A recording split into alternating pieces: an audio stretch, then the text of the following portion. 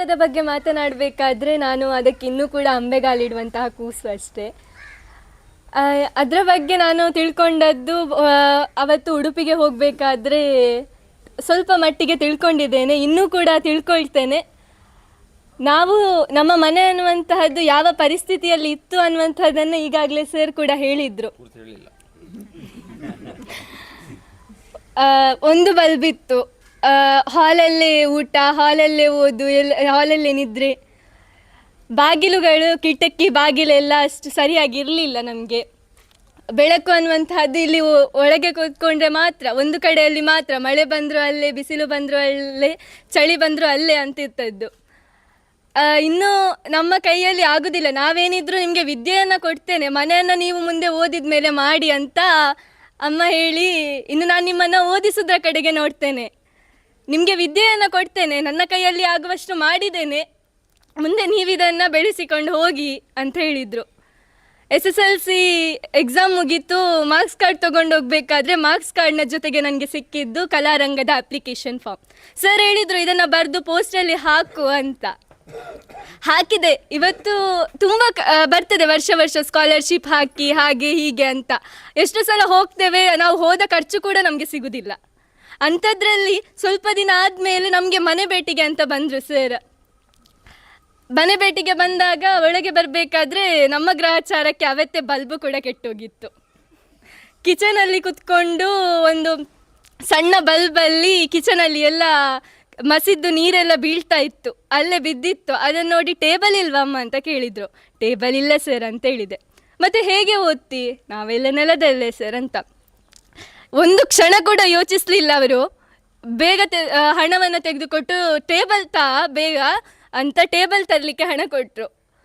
ಇಂಥ ವ್ಯಕ್ತಿತ್ವ ಇಲ್ಲಿ ತನಕ ನಾನು ನೋಡಲಿಲ್ಲ.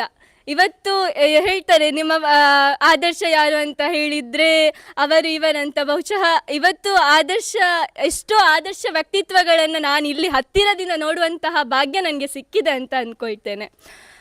ಬಂದು ಮನೆ ಭೇಟಿ ಮಾಡಿ ನಿಮಗೆ ಮನೆಯನ್ನು ಕಟ್ಟಿಸಿ ಕೊಡ್ತೇವೆ ಅಂತ ಹೇಳಿದರು. ಎಲ್ಲ ಸಾರಣೆ ಎಲ್ಲ ಮಾಡಿ ಹಂಚು ಹಾಕಿ ಕೊಡ್ತೇವೆ ಅಂತ ಹೇಳಿದ್ದಾರೆ. ತಮ್ಮ ಮಾತಿನಂತೆ ಅದಕ್ಕೂ ಒಂದು ಹೆಜ್ಜೆ ಮಿಗಿಲಾಗಿ ಅತಿ ಸುಂದರವಾದಂತಹ ಮನೆಯನ್ನು ನಮಗೆ ನಿರ್ಮಿಸಿಕೊಟ್ಟಿದ್ದಾರೆ. ಇವತ್ತು ನನಗೆ ಈ ಒಂದು ಇಷ್ಟು ಸುಂದರವಾದ ಮನೆ ನಿರ್ಮಾಣ ಆಗಬೇಕಾದ್ರೆ ಅದಕ್ಕೆ ಕಾರಣೀಕರ್ತರಾದಂತಹದ್ದು ಸದಾನಂದ್ ಸರ್ ಹಾಗೆ ಸಹನಾ ಅಮ್ಮ. ಇವರಿಗೆ ಕೂಡ ನಾನು ತುಂಬ ಚಿರಋಣಿಯಾಗಿರ್ತೇನೆ. ನನ್ನ ಅಮ್ಮ ಅವತ್ತು ಹೇಳಿದರು, ನೀನು ಮನೆಯನ್ನು ನೀವೇ ನೆಕ್ಸ್ಟ್ ಮಾಡಿಕೊಂಡು ಹೋಗಬೇಕಂತ. ಇವತ್ತು ನಮಗೆ ಜೀವಿಸಲಿಕ್ಕೆ ಬೇಕಾಗುವಂತಹ ಬಹಳಷ್ಟು ಅನುಕೂಲಕರವಾದಂತಹ ಮನೆಯನ್ನು ನಿರ್ಮಿಸಿಕೊಟ್ಟಿದ್ದಾರೆ. ಹಾಗಾಗಿ ನನಗೆ ಇನ್ನು ಮುಂದೆ ಇದಕ್ಕಿಂತ ಸುಂದರವಾದ ಮನೆಯ ಅವಶ್ಯಕತೆ ಇಲ್ಲ ಅಂತ ನಾನು ಅಂದ್ಕೊಳ್ತೇನೆ.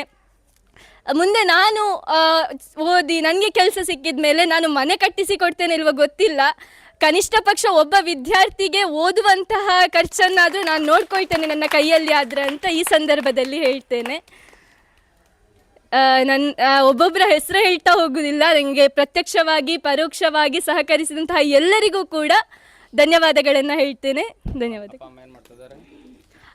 ಅಮ್ಮ ಮನೆ ಕೆಲಸಕ್ಕೆ ಹೋಗ್ತಾರೆ, ಅಡಿಗೆ ಮಾಡಲಿಕ್ಕೆ ಹೋಗ್ತಾರೆ. ಅಪ್ಪ ನಿಟ್ಟೆ ಲೆಮಿನದಲ್ಲಿ ಕೆಲಸ ಮಾಡ್ತಿದ್ದಾರೆ. ಮನೆಯನ್ನು ಮಾಡಬೇಕು ಅಂತ ಕಲ್ಲೆಲ್ಲ ತಂದು ಹಾಕುವಾಗ ಒಂದು ಸ್ವಲ್ಪ ಸಮಯ ನೋಡುವ, ಏನಾದರೂ ಸ್ವಲ್ಪ ಒಡೆದೋಗಿರುವಂಥ ಸೀಟಲ್ಲಿ ನೀರು ತೋರ್ತಾ ಇತ್ತು, ಅದನ್ನಾದರೂ ಸರಿ ಮಾಡುವ ಅಂತ ಅಂದ್ಕೊಳ್ಳುವಾಗ ಕೆಲಸಕ್ಕೆ ಹೋಗಬೇಕಾದ್ರೆ ಆಕ್ಸಿಡೆಂಟ್ ಆಗ್ತದೆ. ದುಡಿಯುವಂಥದ್ದು, ನಮ್ಮನ್ನು ನೋಡ್ಕೊಳ್ಳುವಂತಹದ್ದು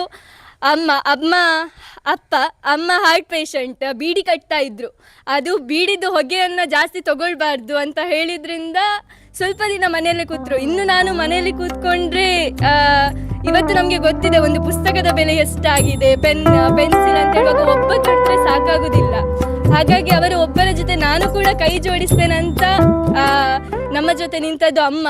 ಇವತ್ತು ಸಣ್ಣ ಪುಟ್ಟ ಕೆಲಸ ಮಾಡಿ ಆಗದಿದ್ರೂ ಕೂಡ ಕೆಲಸ ಮಾಡಿ ಬರ್ತಾರೆ. ಇದಕ್ಕೆ ನಾನು ಥ್ಯಾಂಕ್ಸ್ ಹೇಳ್ತೇನೆ. ಅಪ್ಪ ಕೂಡ